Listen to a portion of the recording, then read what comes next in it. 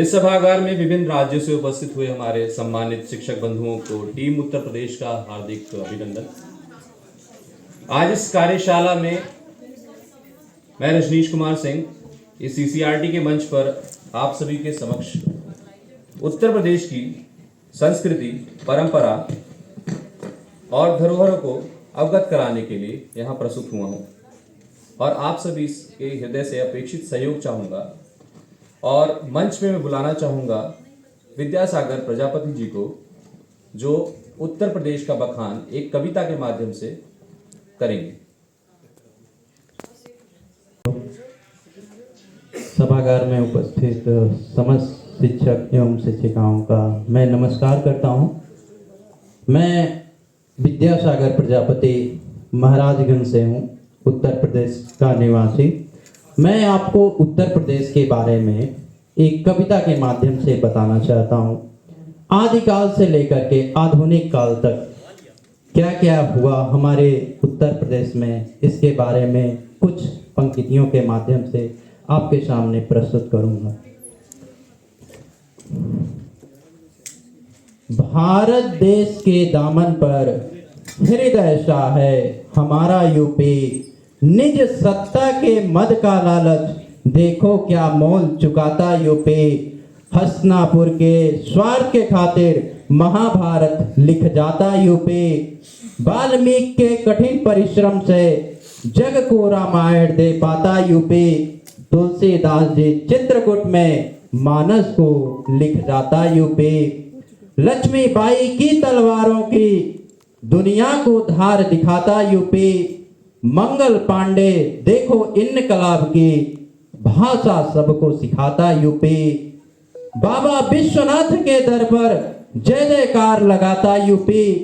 आगरा के ताजमहल की गाथा खूब सुनाता यूपी। आगरा के ताजमहल की गाथा खूब सुनाता यूपी। गंगा यमुना सरस्वती का संगम है करवाता यूपी। संगम है करवाता यूपी। सारनाथ में भगवान बुद्ध के प्रथम उपदेश सुनाता यूपी। प्रथम उपदेश सुनाता यूपी। यहीं पर है वृंदावन पावन, यहीं पर तो बरसाना है। यहीं पर तो बरसाना है। यहीं पर अवधपुरी है जहां पर किलकातित थे लगाते राम। कोई भी भिन्न नहीं यहाँ पर, कोई भी भिन्न नहीं यहाँ पर, सबको ही बतलाता यूपी। हमें तो किसी से, हम यहाँ किसी से कम नहीं हैं, सुन लो सबको बतलाता यूपी। आला रूदल की वीरता का लोहा है मनवाता यूपी। योगी और मोदी का आपस में प्रेम दिखाता यूपी। आपस में प्रेम दिखाता यूपी। माफियाओं के घरों पर बुलडोजर चलवाता यूपी। बुलडोजर चलवाता यूपी। सबसे प्यारा यूपी, सबसे प्यारा यूपी, दुनिया में सबसे न्यारा यूपी। भारत देश के दामन पर हृदय सा है हमारा यूपी। हृदय सा है हमारा यूपी। जय हिंद, जय भारत। हृदय और हृदय ही महत्वपूर्ण अंग माना जाता है। तो इसी के साथ हम अपने कार्यक्रम की शुरुआत आगे करते हैं। हम अगर ज्योग्राफिकल एस्पेक्ट्स में देखें अगर उत्तर प्रदेश को, तो अगर हम वेस्ट की तरफ देखेंगे तो ये राजस्थान, हरियाणा और हिमाचल से अपनी सीमाएं बनाता है, और दिल्ली से नॉर्थ वेस्ट में, और उत्तराखंड से, और इंटरनेशनल बॉर्डर्स भी हैं यूपी से लगे हुए। नेपाल आप देख सकते हैं। उसके बाद नॉर्थ में जो नेपाल है ये हो गया। उसके बाद बिहार आप देख सकते हैं जो कि ईस्ट में है, और मध्य प्रदेश साउथ में, और छत्तीसगढ़ और झारखंड।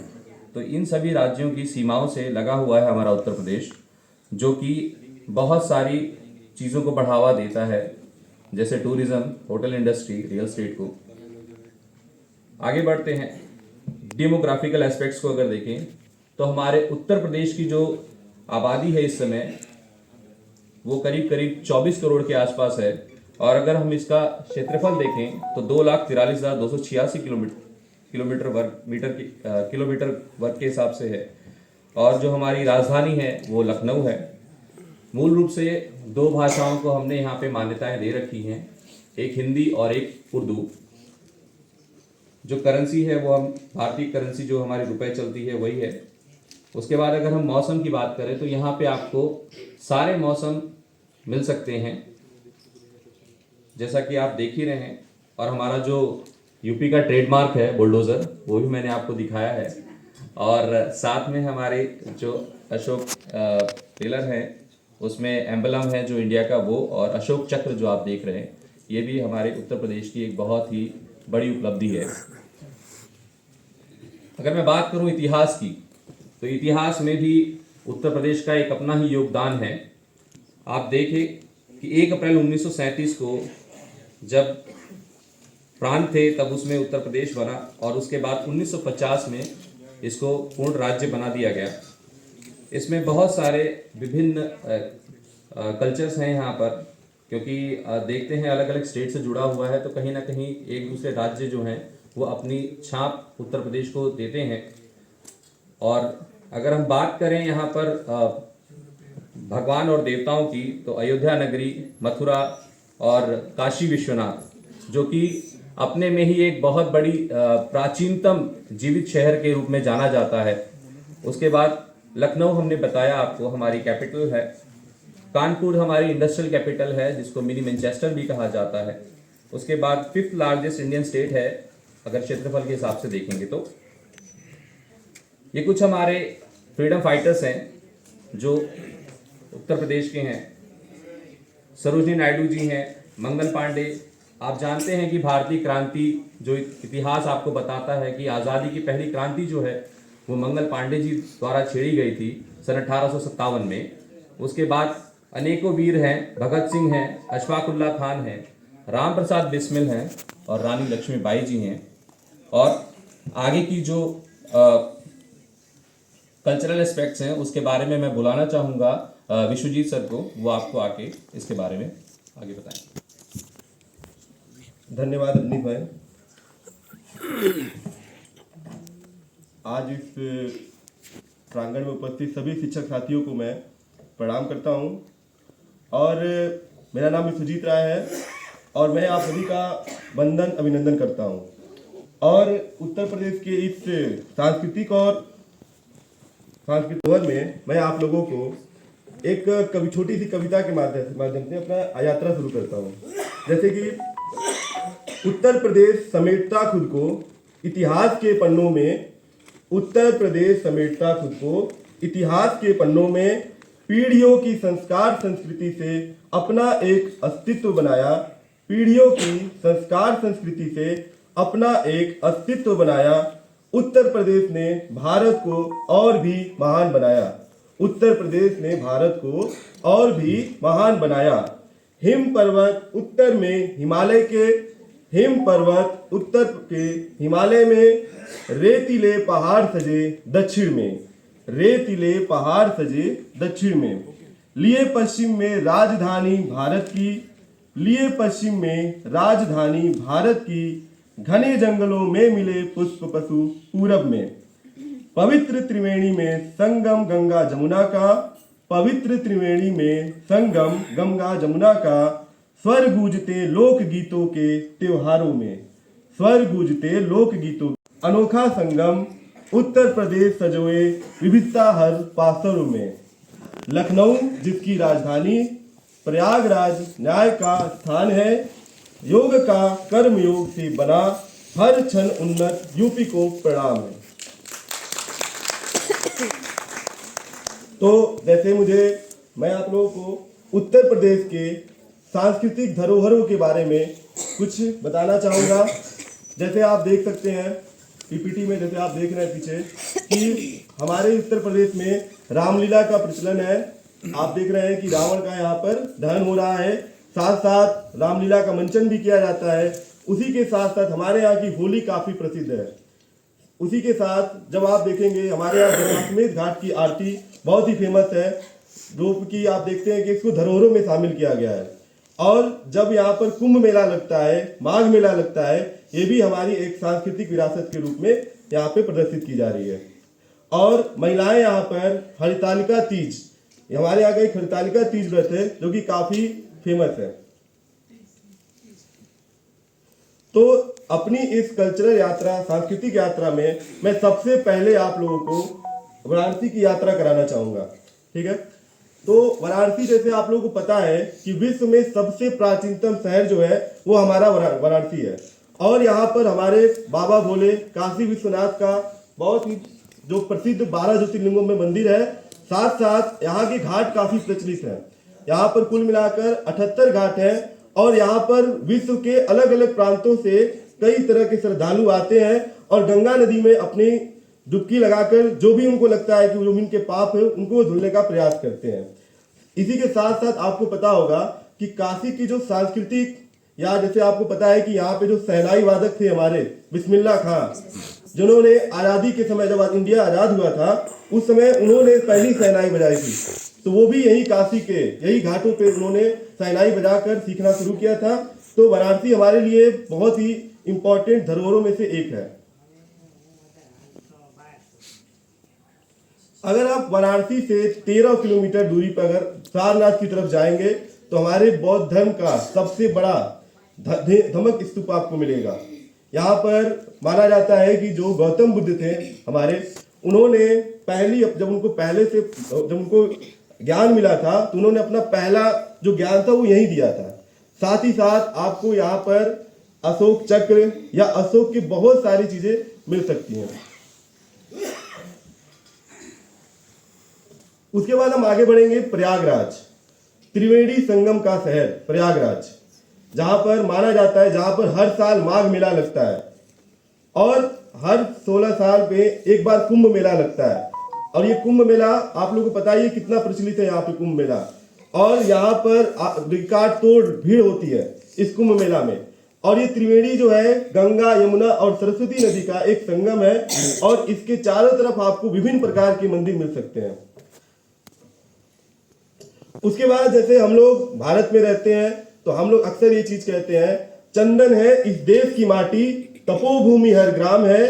चंदन है इस देश की माटी, तपोभूमि हर ग्राम है, हर बाला देवी की प्रतिमा, बच्चा बच्चा राम है। जैसे हमने ये हमारा एक, तो अब हम आपको वही राम की जन्मभूमि अयोध्या में लेके आए हैं।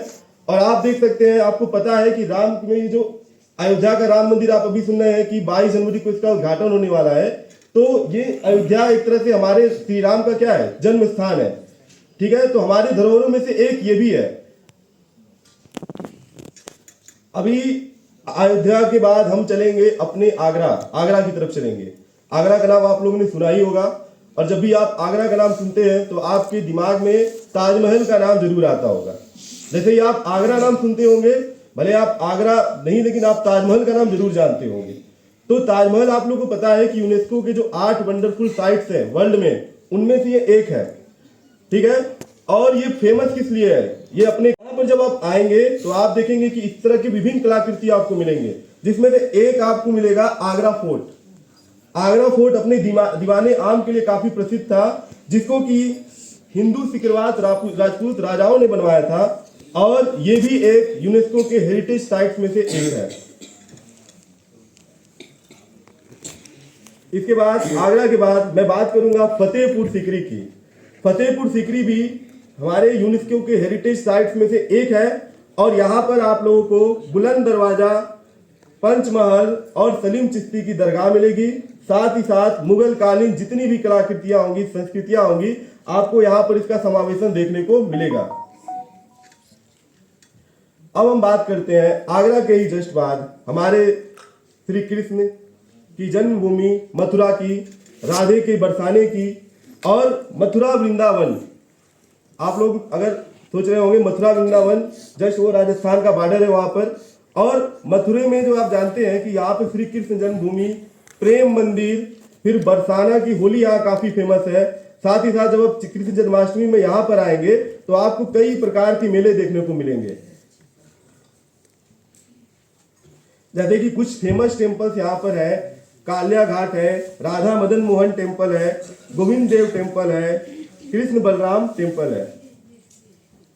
इसके बाद हम लोग पहुंचते हैं अपने राज्य की राजधानी, जिसे हम नवाबों का शहर भी कहते हैं, जिसे हम अवध भी कहते हैं, और वो है लखनऊ।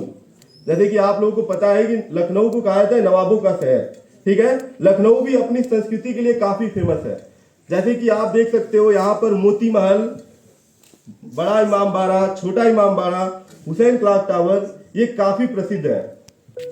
यहाँ लखनऊ अपने भोजन के लिए काफी प्रसिद्ध है। और आगे हम बात करेंगे उत्तर प्रदेश के जो नेशनल पार्क है, उसमें जो सबसे प्रसिद्ध नेशनल पार्क है वो है दुधवा नेशनल पार्क, जहाँ पे आपको विभिन्न प्रकार के जो हमारे फ्लोरा और फौना है वो आपको मिल सकते हैं वहां पर। आगे मैं अपनी वाणी को यही विराम देना चाहूंगा। एक बार सभी को फिर से प्रणाम।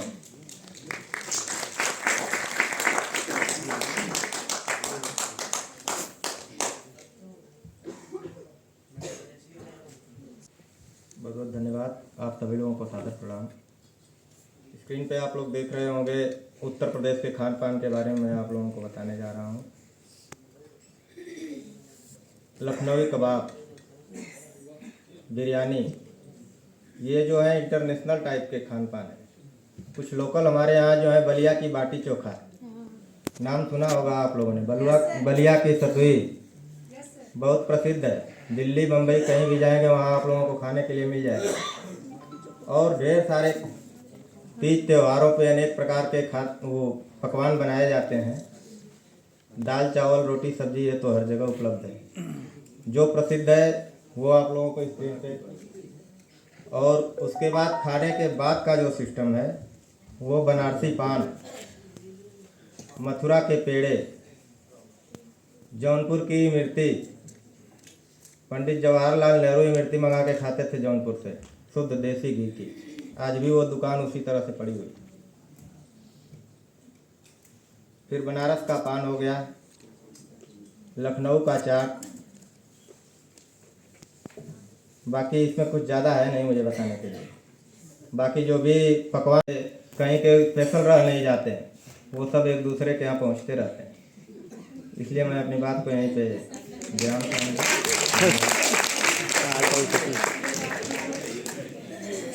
धन्यवाद सर। और अब मैं बुलाना चाहूँगा अनुराधा मैम को, जो आपको टेक्सटाइल और हैंडीक्राफ्ट्स के बारे में उत्तर प्रदेश के जो भी हैं उनके बारे में वर्णन देंगे आपको।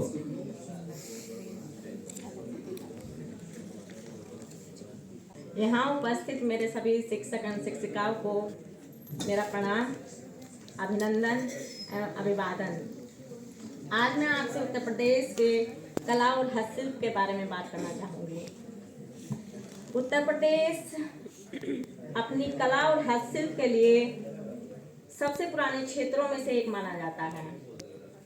यहाँ विभिन्न संस्कृतियों का घर होने के कारण उत्तर प्रदेश कला और शिल्प में विविधताएं पाई जाती हैं। उत्तर प्रदेश की कला उल्लेख है क्योंकि यह उत्तर प्रदेश की सबसे सुंदर कला और हस्तशिल्प में से एक है। विशेष रूप से मुगलों के शासन काल में यह पत्थरबाजी कौशल व्यापक रूप से फला फूला। उत्तर प्रदेश के आगरा शहर में ताजमहल पत्थर शिल्प का सबसे सुंदर उदाहरण है। उत्तर प्रदेश के पत्थर के शिल्प को देखने के लिए कुछ दर्शनीय स्थल आगरा, वाराणसी एवं फतेहपुर सीकरी में स्थित है। विस्तृत नक्काशी, मूर्तियां, सजावटी सामान और अन्य टोकन लोकप्रिय स्टोन क्राफ्ट के सबसे लोकप्रिय उदाहरण हैं। फारसियों के कौशल को अपनाते हुए कालीन बुनाई उत्तर प्रदेश की सबसे अद्भुत कलाओं एवं शिल्पों में से एक है। सबसे लोकप्रिय हस्तशिल्प कालीन बुनाई की शुरुआत भागल में है। कालीन बुनाई उत्तर प्रदेश के क्षेत्रों में अधिकांश लोगों के लिए आम पेशा है और यह उत्तर प्रदेश की सबसे बड़ी कला और हस्तशिल्प में से एक बन गया है। उत्तर प्रदेश के कालीनों को कई उल्लेखनीय शैलियों और वनस्पतीय जीवों एवं अन्य पैटर्न के डिजाइनों में डिजाइन किया गया है। भारत में उत्पादित कुछ कालीनों में उत्तर प्रदेश का योगदान 90% है। मुरादाबाद अपने तांबे के बर्तनों के लिए एवं उसकी जटिल नक्काशी के लिए प्रसिद्ध है। यहाँ दो प्रकार की नक्काशी की जाती है। एक टिन की सतह पर नक्काशी की जाती है और एक दूसरी खुदाई के रूप में की जाती है। जो लाख के साथ बिना पोलिस के साथ की जाती है। फूलदान, Ganesh, laughing Buddha, stool tray, सुंदर समकालीन कटोरे, देवी देवताओं की मूर्तियां आदि प्रसिद्ध है। इसके साथ लोक कला में यहाँ कजरी, रसिया, बिरह, चैत्य, भरथरी, स्वांग, रागनी, ढोल, लावणी इत्यादि लोकगीत प्रसिद्ध है। नवरात्रि के समय में उत्तर प्रदेश में रामलीला, नौटंकी का आयोजन किया जाता है। कथक यहाँ का लोक नृत्य है। चौकपुन्ना लोक कला है और यहाँ का प्रसिद्ध पहनावा साड़ी एवं समीज सलवार है। Thank you. इसी के साथ मैं अपनी वाणी को विराम देती हूँ। आपके लिए धन्यवाद। धन्यवाद मैम, आपने पूरा उत्तर प्रदेश ही यहाँ झलका दिया। अब मैं बुलाना चाहूँगा फेयर्स और फेस्टिवल के लिए रवि सर को, नहीं सौरभ सर को बुलाना चाहूँगा। आप लोगों का यहाँ पे बहुत स्वागत और अभिनंदन है उत्तर प्रदेश की हमारी टीम की तरफ से। हम आपको हमारे यहाँ के मेले कुछ बताते हैं। हमारे यहाँ ताज महोत्सव जो ताजमहल के पास किया जाता है, उसके अलावा कुंभ मेला जो यूनेस्को की धरोहरों में शामिल है, और कुछ यूनिवर्सिटीज़ हमारे यहाँ फेमस हैं, जैसे बनारस हिंदू विश्वविद्यालय। कहा जाता है कि इस यूनिवर्सिटी को बनाने के लिए मदन मोहन मालवीय ने अपने पैर से चल के सुबह से शाम तक जितनी दूरी चली थी, काशी नरेश ने उतनी ज़मीन उसको दे दी। ये बहुत बड़ी यूनिवर्सिटी है। Allahabad university, doctor Bhimrao Ambedkar university, Bundelkhand university, Veer Bahadur Singh Purvanchal university, Rajarshi Tandon open university और भी शिक्षा के बहुत सारे केंद्र हमारे यहाँ उपस्थित हैं। Thank you sir. अब कुछ हमारे प्रसिद्ध लेखक और कवि हैं, उनके बारे में मैं बुलाना चाहूँगा अंकित सर को। वो आपको इसके बारे में आगे वर्णन करेंगे।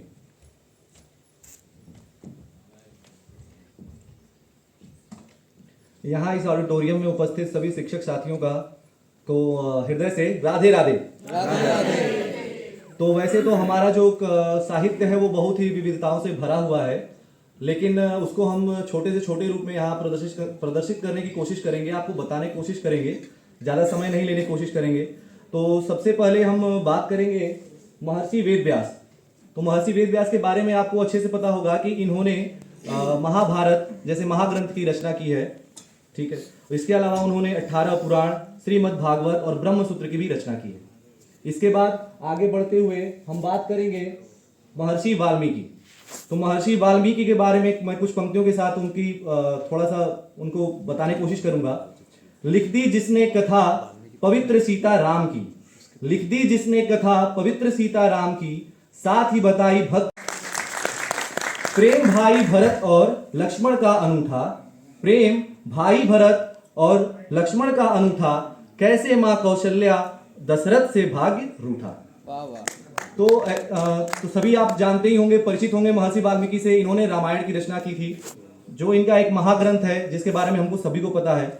इसके बाद आगे बढ़ते हैं हम तुलसीदास।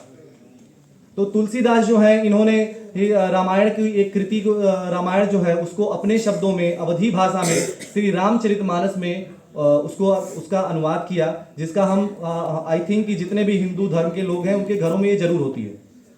तो हम उसका पाठ करते हैं, कहीं भी रामायण होती है तो इसके बारे में हम बताते हैं।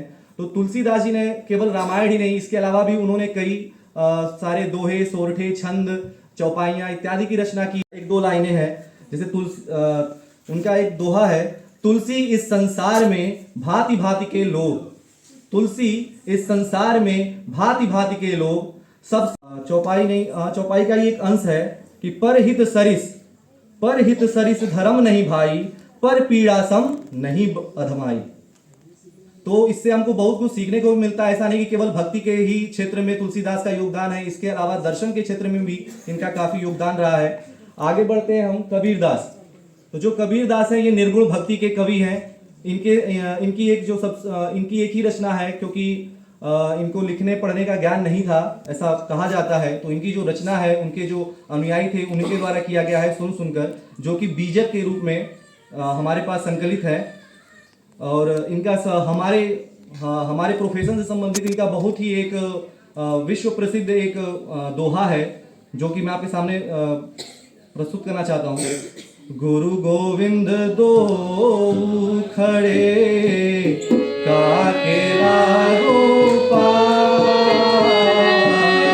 गुरु गोविंद दो खड़े इसके बाद आगे बढ़ते हैं हम सूरदास।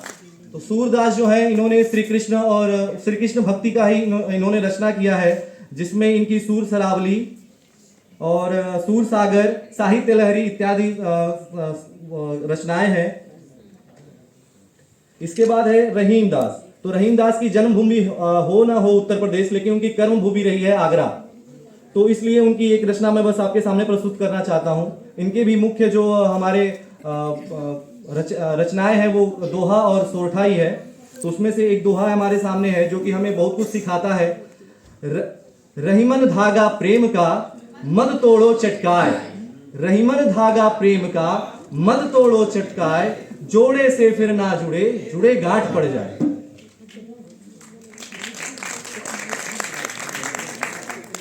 इसके बाद हम आगे बढ़ते हैं। कुछ हमारे जो आधुनिक युग में हमारे जो कवि हुए हैं, जो हमारे आधुनिक युग में कवि हुए हैं, जिसमें हमारे मुंशी प्रेमचंद हैं। तो मुंशी प्रेमचंद की बहुत सी जो रचनाएं हैं, इन पे हमारी बहुत सारी फिल्में भी बनी हैं, जिनको बहुत सारे अवार्ड मिले हैं, जिसमें कुछ हैं शतरंज के खिलाड़ी, निर्मला, गबन, गोदान, सेवा सदन। मैं अपनी स्पीड थोड़ी सी बढ़ा रहा हूँ क्योंकि हमारे पास समय कमी है, हमारे पास प्रोग्राम बहुत ज़्यादा। तो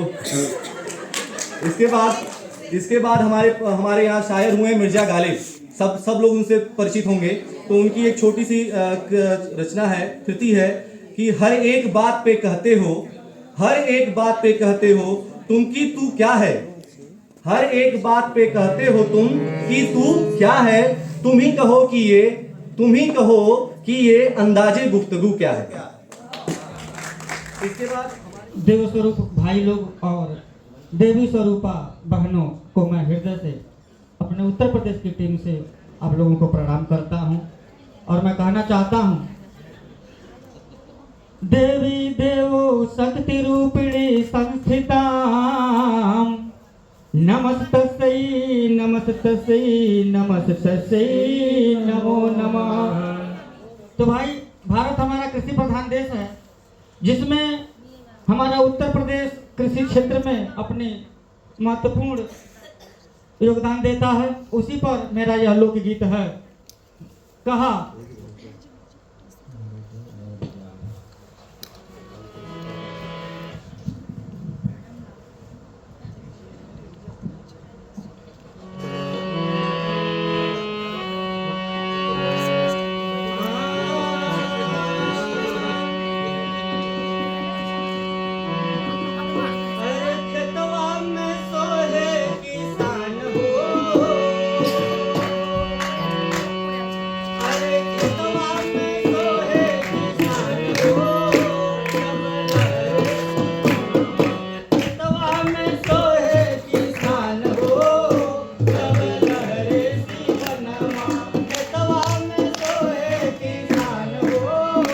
जब लहरे सीवनवा, लहर लहर जब मारे सीवनवा, हरि हरि पतिया में छिपली मतैया, लहर लहर मारे ताल तलैया, हरि हरि हरि पतिया में छिपली मतैया, अरे लहरे गगन तरे धाम हो,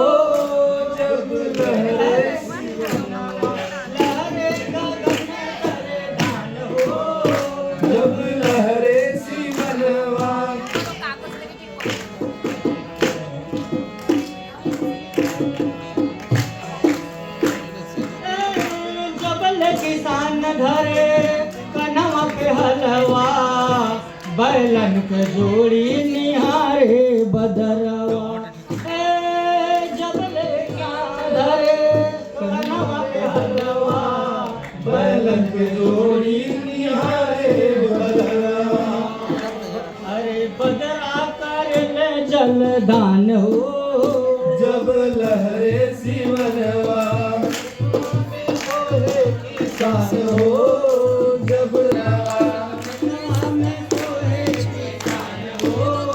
जब लहरे सी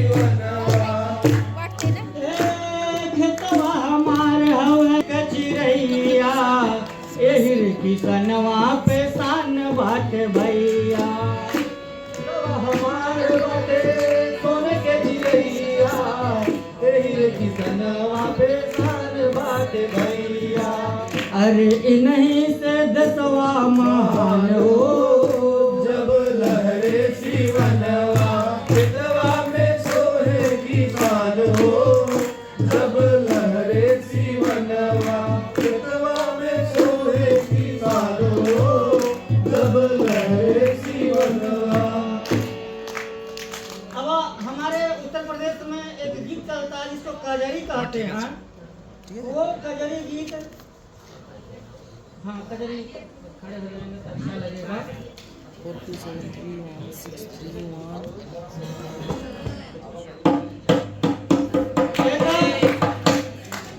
ऐसे खेले जैबू सावन में कजरिया बदरिया घेर आइल ना नदी। कैसे खेले जैबू सावन में कजरिया बदरिया घेर आइल ना नदी।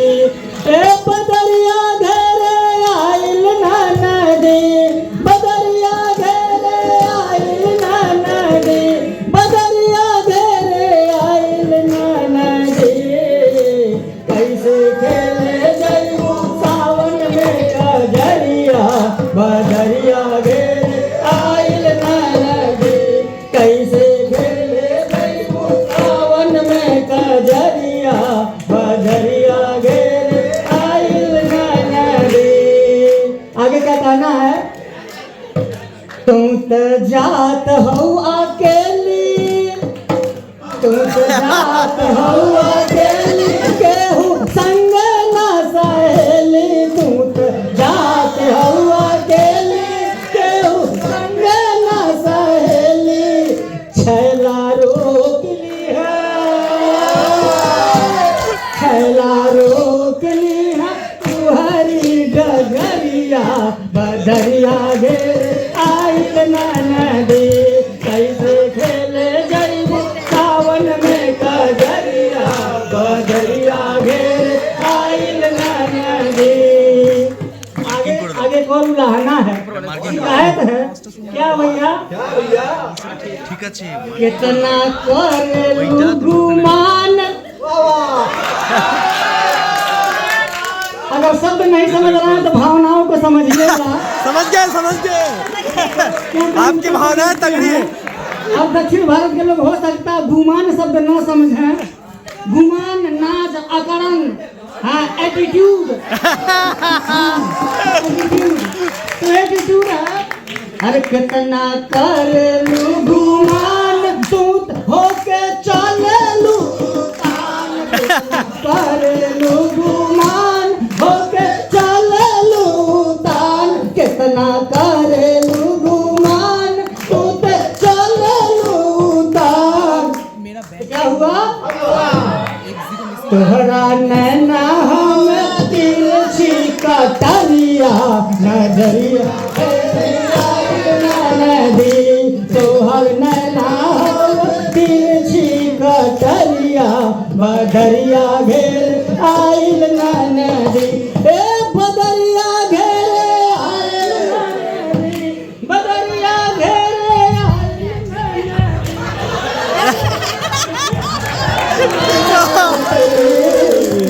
कैसे खेले जैबू सावन में कजरिया बदरिया घेर आइल ना नदी।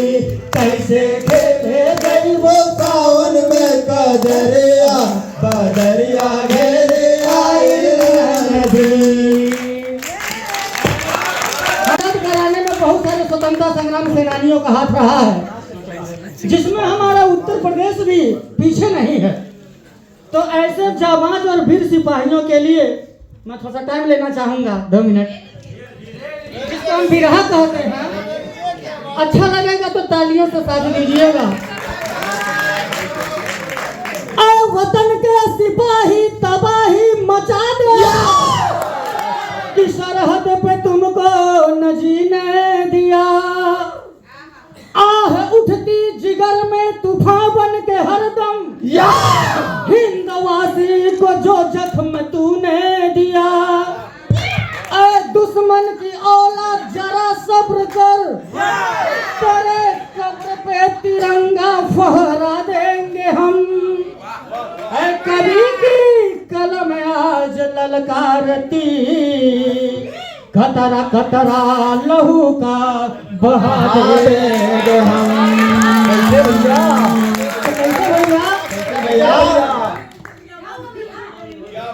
लाइन से खड़े हो जाओ, भारत माई का शान बढ़ल, लाइन से खड़े हो जाओ। भारत माई का शान बढ़ल, अरे तोहरे करनवा बनल रहो, बनल रहो हमरे देश के जवानवा, बनल रहो हमरे देश के जवानवा, बनल रहो हमरे देश के जवानवा।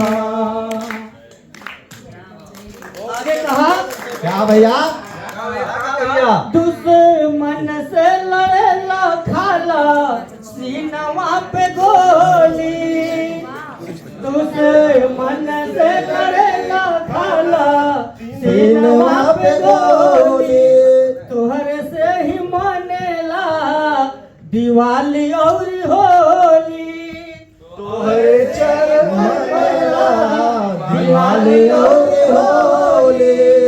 अरे तोहरे कारण नेताजी के, नेताजी भाषा से नहीं आते हैं जवानों की सिक्योरिटी में, तो कहा आगे कवि ने, तोहरे कारण नेताजी के अरे हो खेला भसनवा, बनल रहो, बनल रहो हमरे देश के जवानवा, बनल रहो हमरे देश के जवानवा।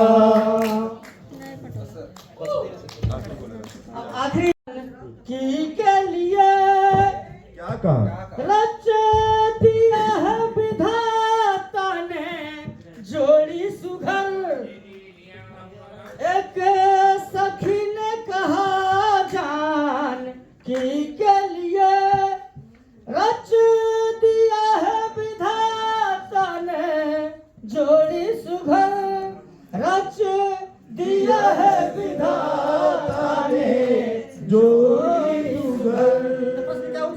क्या उठा, कैसे तोड़ेंगे धनुष ये कोमल कुंवर, कैसे तोड़ेंगे धनुष ये कोमल कुंवर। मन में, बीना मैडम जी नमस्कार, मन में शंका पड़ी की पड़ी रह गई,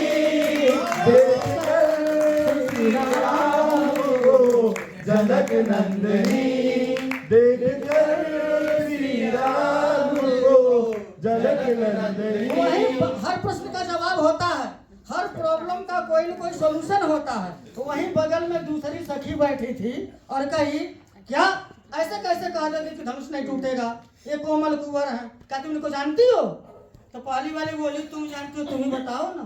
दूसरी बोली, दूसरी वाली क्या बोली, क्या बोली, बोली गौर कीजिएगा, बोली दूसरी सखी छोटे हैं पर सही, बोली दूसरी सखी छोटे हैं पर सही, पर चमत्कार इनका तुम नहीं जानती, बोली दूसरी सखी छोटे हैं पर सही, पर चमत्कार इनका तुम नहीं जानती। Teachers thank you very much. इनका तुम नहीं जानती, क्या है वो, एक ही तार का एक ही बार में तार का राक्षसी गिरी उठी न पड़ी थी, पड़ी रह गई श्री राम जी को जनक नंदनी। थैंक यू, आप सहयोग का बहुत बहुत धन्यवाद। अपना सहयोग देने के लिए बस 2 लाइन साथ माफी के साथ। अपने कतरदानी को इस तरह ना छिपाइए, अपने कतरदानी को इस तरह ना छिपाइए। अगर प्रस्तुति पसंद आई हो तो खुल के तालियां बजाइए।